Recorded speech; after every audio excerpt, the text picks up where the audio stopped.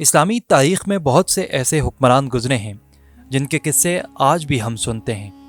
ان میں سے کچھ حکمران اپنی طاقت کی وجہ سے اور کچھ فراخ دلی اور سخاوت کی وجہ سے مشہور ہوئے، لیکن آج کی اس ویڈیو میں ہم ایسے بادشاہ کی کہانی سنائیں گے جس کو انسانی تاریخ کا امیر ترین شخص بھی کہا جاتا ہے۔ 5 لاکھ مربع میل سے زائد رقبے پر حکمرانی کرنے والے اس حکمران کی فراخ دلی ایسی تھی کہ یہ جہاں سے بھی گزرتے لوگوں کو قیمتی تحائف بانٹتے چلے جاتے۔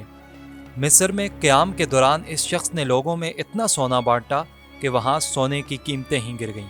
آخر کون تھے یہ اور آج کے اس دور میں ان کی دولت کا کیا تخمینہ لگایا جاتا ہے؟ تو یہ تھے مالی کے بادشاہ موسیٰ منشا۔ موسیٰ منشا نے حکمرانی میں آنے کے بعد یہ سوچا کہ کیسے اس سلطنت کا ریونیو بڑھایا جائے، اور اس سوال کا بہت ہی سمپل جواب تھا: سونا اور نمک۔ ان دونوں کو حاصل کرو اور پھر اس سے پیسہ کماؤ۔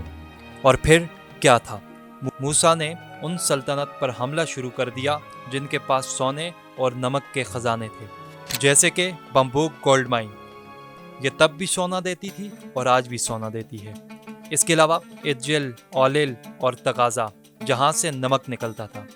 ظاہر سی بات ہے کہ منرلز کا ملنا یعنی کہ پیسہ، اور پیسہ سلطنت میں آئے گا تو اس سے سلطنت کا بھی فائدہ ہوگا اور اس کی رعایا بھی خوش ہوگی۔ ایسا ہی ہوا۔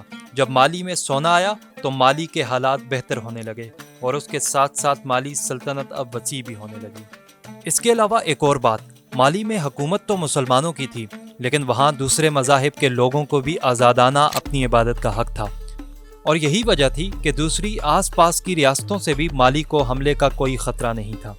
موسیٰ نے بھی اس سے خوب فائدہ اٹھایا، کیونکہ جب آس پاس سے حملے کا کوئی خطرہ نہیں ہوگا تو اپنی ریاست کی گروتھ کے اوپر دھیان ہوتا ہے، اور یہی وجہ تھی کہ موسیٰ نے اپنی ریاست کی گروتھ کے اوپر خوب کام کیا اور مالی کو اکنامیکلی اسٹیبل کر دیا، اور وہ بھی 2 چیزوں سے: پہلا ٹیکس لگا کر، اور دوسرا ٹریبیوٹ لے کر۔ مالی کی اکانومی صرف 3 چیزوں پر منحصر تھی: سونا، نمک اور کولا، جو کہ ایک پھل ہے۔ سونے کی قیمت اور مانگ مالی میں آج بھی سیم ہی ہے۔ انفیکٹ مالی آج بھی افریقہ کا 4تھ لارجسٹ اور دنیا کا 13تھ لارجسٹ گولڈ پروڈیوسر ہے، اور مالی اس دور میں بھی مڈل ایسٹ اور یورپ سے زیادہ سونا بناتا تھا۔ پر اس کا ہرگز یہ مطلب نہیں ہے کہ موسیٰ بھی اسی وجہ سے امیر تھا، بالکل بھی نہیں۔ مالی میں کوئی بھی سونے کی کان کبھی بھی موسیٰ یا مالی کے انڈر نہیں تھی۔ تو یہاں یہ سوال پیدا ہوتا ہے کہ جب کوئی بھی سونے کی کان موسیٰ کے انڈر نہیں تھی تو اس سے موسیٰ کو کیسے فائدہ ہوتا تھا؟ تو اس کا جواب یہ ہے کہ موسیٰ نے ان سونے کی کانوں پر ٹیکس لگا رکھا تھا، اتنا ٹیکس کہ کہا جاتا ہے کہ پورا مالی اسی ٹیکس کی وجہ سے چلتا تھا، اور یہی وجہ تھی کہ موسیٰ کو کبھی بھی ان کانوں کو اپنے انڈر لانے کی ضرورت ہی نہیں پیش آئی۔ موسیٰ نے اس وقت ان 3 چیزوں یعنی سونے، نمک اور کولا کے اوپر ہیوی ٹیکسز لگائے، کیونکہ ان کی ڈیمانڈ زیادہ تھی، اور یہی وجہ تھی کہ موسیٰ ایک بہترین زندگی گزار رہا تھا۔ اور اگر آج کسی سے پوچھا جائے کہ موسیٰ کی ویلتھ کتنی ہوگی تو جواب ہوگا انکیلکولیٹیبل، اور اس ویلتھ کا اندازہ منشا موسیٰ کے حج کے سفر سے لگایا جا سکتا ہے۔ 1324 میں موسیٰ حج کی غرض سے سفر پر نکلے، اور اس کے ساتھ ایک بڑا قافلہ بھی تھا، اتنا بڑا کہ آپ سوچ بھی نہیں سکتے۔ تقریباً 60,000 لوگ موجود تھے، جس میں سے 12,000 غلام تھے جن کا کام تھا سونے سے بھرے بکسوں کو اٹھانا۔ اس کے علاوہ 8 اونٹ جن کی پیٹھ پر سونے کے پاؤڈر سے بھرے سونے کے سکے تھے، اور یہ سارا سونا زکوٰۃ کے لیے تھا، یعنی 20,000 کلو سونا صرف بانٹنے کے لیے تھا۔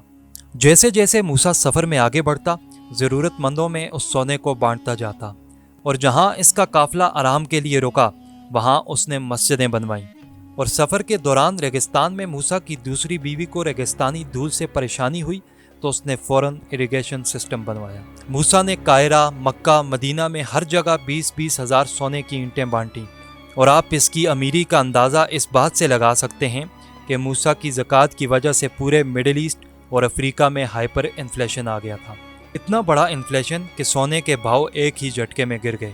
یہ انسانی تاریخ میں پہلی بار ہوا کہ کسی انسان کی ڈونیشن کی وجہ سے کسی ریجن میں ہائپر انفلیشن آ گیا ہو۔